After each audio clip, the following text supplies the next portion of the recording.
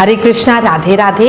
अपनी पिछली वीडियो में आपको गणिका की कथा बताई थी और इस वीडियो में आपको अजमल की कथा बताती हूँ। श्री सुखदेव जी महाराज ने ये कथा श्री परीक्षित जी को सुनाई थी। इसका वर्णन हमें श्रीमद् भागवत महापुराण में मिलता है। बहुत ही सुंदर, दिल को छू लेने वाली कथा है। इस कथा से हमें जीवन जीने का तरीका सीखने को मिलता है। पुराणों में हमें वर्णन मिलता है जिसके अनुसार भगवान ने गणिका और अजमल जैसे पापियों को तार दिया। अब कथा शुरू करती हूँ। कहा गया है, कलयुग केवल नाम आधारा, सिमर सिमर नर उतरे ही पारा। कलयुग में हम सिर्फ नाम जाप से भगवान को पा सकते हैं, मुक्ति पा सकते हैं। पिछली कथा जिसमें गणिका के जीवन की कथा थी, उसमें हमने यही सुना। गणिका जो एक वैश्या थी, उसका पूरा जीवन पाप कर्मों में लिप्त रहा। कैसे वो सिर्फ राम नाम का जाप करके भगवान को प्रिय हो गई। हमारे गुरु महाराज कहते हैं कि भगवान की शरण में रहने वाले भक्तों के पाप शिव भगवान के नामोच्चारण से ऐसे नष्ट हो जाते हैं जैसे सूर्य उदय होने पर अंधकार नष्ट हो जाता है। इसी संदर्भ में कन्नौज के ब्राह्मण अजमल की कथा आती है। अजमल ने एक कुलीन ब्राह्मण परिवार में जन्म लिया था। वह बचपन से धर्मपरायण, गुणी, समझदार और विष्णु भक्त था। उस माता पिता के आज्ञाकारी पुत्र ने युवावस्था आने तक पिता से शास्त्रों का ज्ञान भी लिया। वो एक अच्छा बालक था, पर कहते हैं ना, पिछले जन्म के पाप पुण्य हम पर हावी हो जाते हैं और हमारे सामने विभिन्न परिस्थितियां बनाते हैं। उन परिस्थितियों में हम जिस तरह का कर्म करते हैं, उससे हमारे इस जन्म के पाप पुण्य बनते हैं। साथ ही जो कलयुग की बुराइयां हैं, उनसे हर समय हमें बचकर रहना होता है। अजमल के साथ भी कुछ ऐसा ही हुआ। एक दिन पिता के आदेश से वह वन में पूजा के लिए फल फूल व कुशा आदि लेने गया। वहां अजमल ने एक कामी और निर्लज शूद्र व्यक्ति को शराब पीकर एक वैश्या के साथ विहार करते हुए देखा। वैश्या भी शराब पीकर अर्धनग्न अवस्था में मतवाली बैठी थी। अजमल उन्हें वहीं खड़ा देखता रहा। वह शूद्र जब नींद की अवस्था में गया तो वह स्त्री उठी और अजमल को अपने पास इशारे से बुलाने लगी। अजमल काम से पीड़ित था। वो उस वैश्या के रूप सौंदर्य पर मोहित हो चुका था। वो तुरंत ही उस लड़की के पास पहुंच गया। उसने पूजा के लिए तोड़े हुए फूल फल सब वहीं फेंक दिए और अपने सभी संस्कार भी भूल गया। देखिए, यहाँ हमें समझने की ये बात है कि अजमल वन में गया, उसने किसी को विहार करते देखा और उसका काम जाग गया।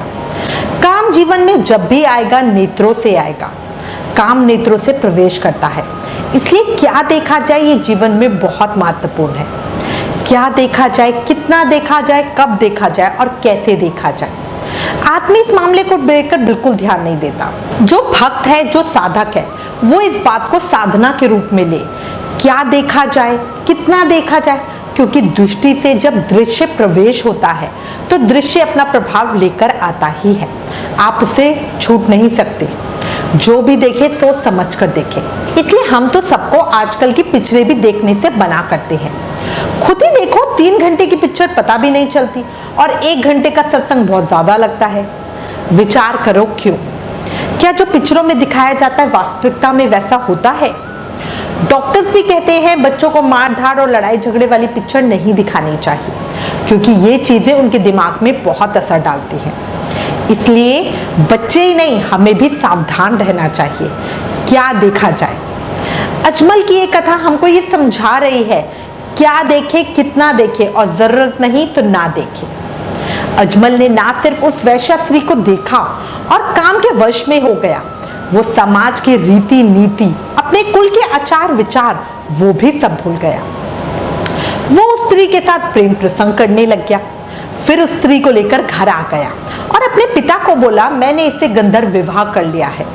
उसके पिता ने उसे एक आचरणहीन स्त्री के साथ देखकर खूब खरी खोटी सुनाई। उसके पिता ने उसे समाज, धर्म सबका ज्ञान देना चाहा, पर अजमल की बुद्धि भ्रष्ट हो चुकी थी। वो कुछ सुनना ही नहीं चाहता था।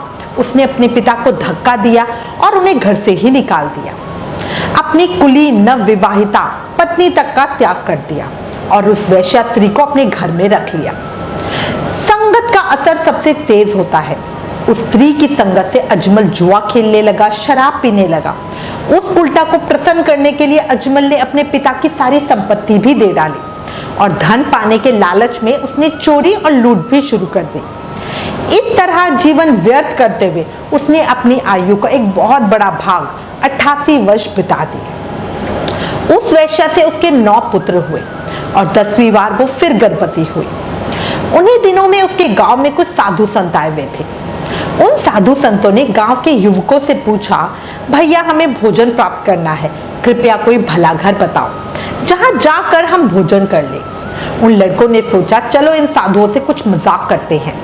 ये सोचकर वे लड़के उन साधुओं को बोले, एक बहुत अच्छा ब्राह्मण है, बड़ा शुद्ध, बड़ा आचरणशील, आप लोग उसके घर चले जाइए, वो खुशी से आप लोगों को भोजन करा देगा। ये कहकर उन लड़कों ने उन साधुओं को अजमल का घर बता दिया। वे अनजान साधु उसके घर पहुंच गए। उस दिन संयोग से अजमल घर के बाहर ही बैठा था। साधु संत उसके घर पहुंचे और बोले, हम बहुत दूर से आए हैं और आपके घर से भोजन चाहते हैं। अजमल ने कहा, भोजन तो मिल जाएगा, पर मैं तो अव्वल दर्जे का भ्रष्ट हूं।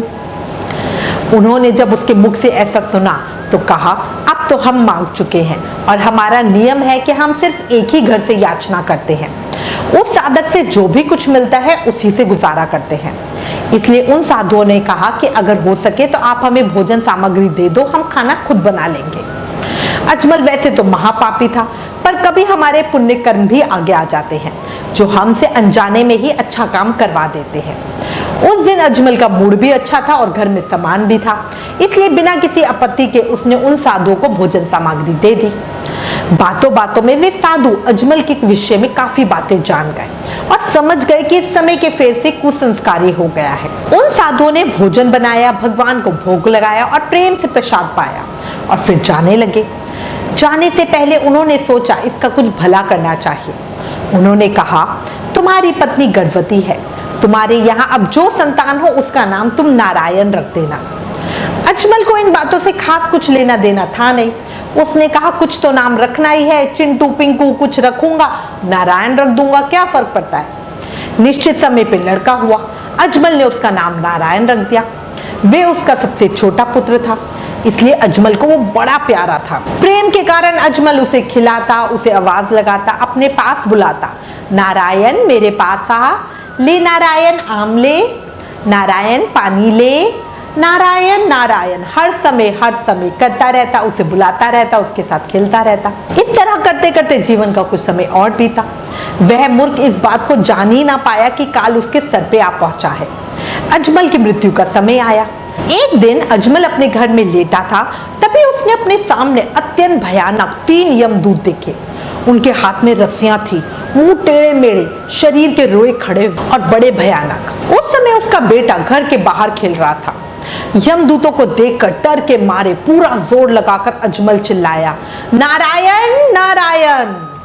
आवाज लगा रहा था अपने बेटे को, नारायण जल्दी आ, नारायण जल्दी आ। अब नारायण नारायण चिल्लाया तो भगवान विष्णु के देवदूत दौड़े चले आए। उस समय यमदूत अजमल के शरीर में से उसके सूक्ष्म शरीर को खींच ही रहे थे।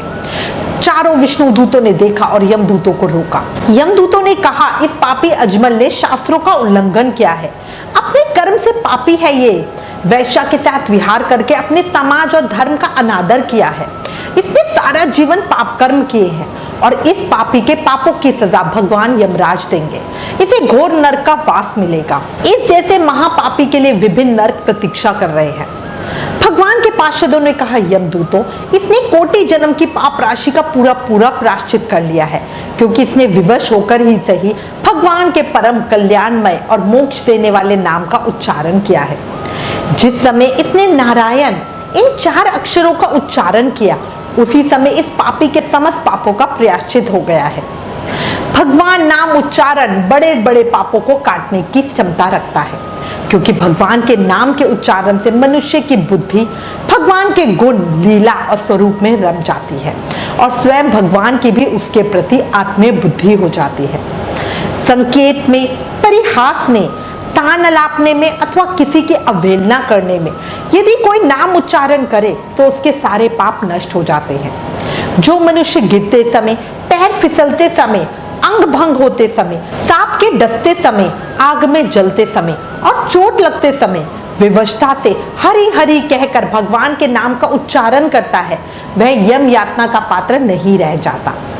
यमदूतों जैसे जाने या अनजाने में ईंधन से अग्नि का स्पर्श हो जाए तो वो भस्म हो ही जाता है, वैसे ही जानबूझकर या अनजाने में भगवान के नामों का संकीर्तन करने से मनुष्य के सारे पाप भस्म हो जाते हैं।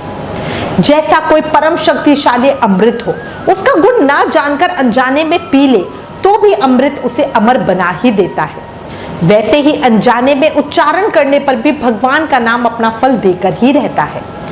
अजमल ने शिव भगवान का नाम नारायण का उच्चारण किया है, अतः यमदूतों तुम अजमल को मत लेकर जाओ। यमदूत बोले, ये भगवान का नाम नहीं ले रहा बल्कि अपने पुत्र को आवाज लगा रहा है। इस तरह भगवान के पार्षद और यमदूतों के बीच बहस होने लगी। यमदूतों ने यमराज को याद किया। यमराज आए और बोले, भगवान विष्णु के पार्षदों का दर्शन करने से इसे 1 साल की आयु दी जाती है। इस 1 साल के कर्मों के आधार पर इसकी गति निश्चित की जाएगी। अजमल ने यमदूतों व विष्णु दूतों के सारे संवादों को देखा और सुना। वो यमदूतों के फंदे से छूटकर स्वस्थ हो गया। सर्व पापहारी भगवान की महिमा सुनने से अजमल के हृदय में शीघ्र ही भक्ति का उदय हो गया। उसे अपने जीवन पे बहुत पश्चाताप होने लगा। उसके हृदय में संसार के प्रति वैराग्य हो गया। अजमल सबके संबंध और मोह को छोड़कर हरिद्वार चला गया। योग माया और आत्मचिंतन का आश्रय लेकर अजमल ने इंद्रियों, मन व बुद्धि को विषयों से हटाकर भगवान में लीन कर लिया। 1 साल बाद फिर उसने देखा, उसके सामने वही चारों विष्णुदूत खड़े हैं जिन्हें उसने पहले भी देखा था। अजमल ने सर झुकाकर उन्हें नमस्कार किया। उनका दर्शन पाने के बाद अजमल ने उसी तीर्थ हरिद्वार में गंगा के तट पर अपना शरीर त्याग दिया और तत्काल भगवान के पार्षदों के साथ स्वर्णमय विमान पर चढ़कर आकाश मार्ग से भगवान लक्ष्मीपति के निवास स्थान वैकुंठ को चला गया। अजमल के जीवन चरित्र से हमें भगवान नाम का महत्व पता चलता है। भगवान के नाम में पापों को काटने की शक्ति है। जो मनुष्य मोहग्रस्त होकर घर गृहस्थी का ही बोझ ढोते रहते हैं और भगवान नाम का जाप नहीं करते, वो बार बार नरक यातनाओं और जन्म मरण के चक्र में फंसे ही रहते हैं। इंसान को चाहिए वो सिर्फ शिव भगवान के गुणों, लीलाओं और नामों का कीर्तन करते रहे, क्योंकि भगवान के आश्रित भक्तों की ओर यमदूत नजर उठाकर भी नहीं देखते। इसलिए अभी भी समय है। विचार करो, जीवन से क्या चाहते हो। जीवन के अंत समय पैसा, रिश्ता कुछ काम नहीं आएगा। इसलिए अभी भी सोचो क्या चाहते हो। भगवान के पार्षदों के साथ साथ सम्मान जाना चाहते हो या यमदूत खींचते हुए लेके जाए। जितनी चिंता यहाँ के बैंक बैलेंस की करते हो, उतनी ही ऊपर के बैलेंस की चिंता भी करो। किसी ने क्या खूब कहा है, कलयुग की चिंता चिता है और भगवान की चिंता चिंतन है। इसलिए चिंतन करो, चिंता नहीं। एक बात ये भी याद रखो, ईश्वर का मार्ग ही मोक्ष का मार्ग है। मैं उम्मीद करती हूँ इस कथा ने दिल को कुछ हिलाया होगा। सबने एक बार तो अपने मन में झांका ही होगा। जो नाम जाप नहीं करते वो आज से ही नाम जाप शुरू कर दो, और जो करते हैं वो जाप संख्या बढ़ाओ। अगर ये विचार, ये वीडियो पसंद आया हो तो प्लीज इस वीडियो को ज्यादा से ज्यादा शेयर करें। Please like, share and subscribe. Thank you. Hare Krishna.